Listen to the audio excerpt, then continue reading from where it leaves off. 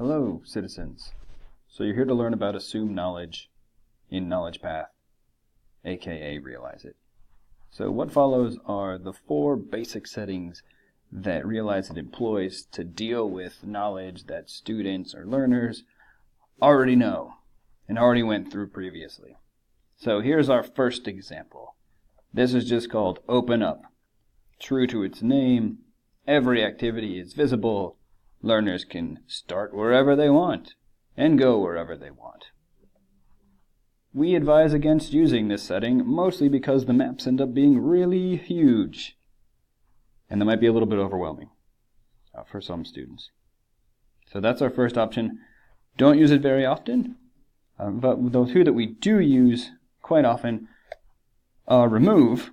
So you can see in this remove setting, if we opt to use this category for the assumed knowledge, we can see now this is how one would set about obtaining a driver's license in the state of Massachusetts.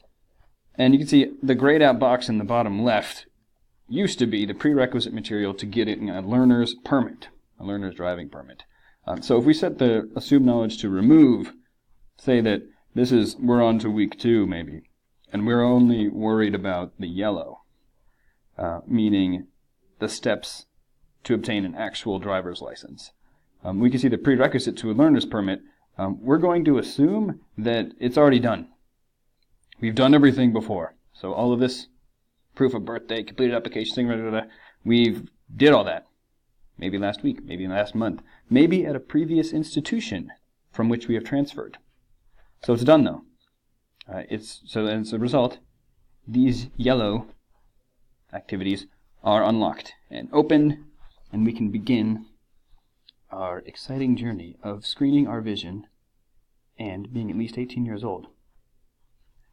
So that's called remove, assumed knowledge. It's not there. We do not see it. But behind the scenes, it's still connected. But students don't see it. Learners do not see it in their math.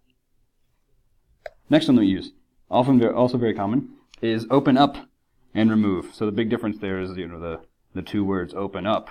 In this case, even if we didn't obtain a learner's permit at a previous institution, or weeks ago, or months ago, doesn't matter. These steps, these yellow steps here, to obtain your driver's license are going to be open anyway. So this is one that we often use in the case that, perhaps in a certain week, a student was very, very busy, didn't complete the week 2 activities, but wants to go ahead and keep working ahead on week 3.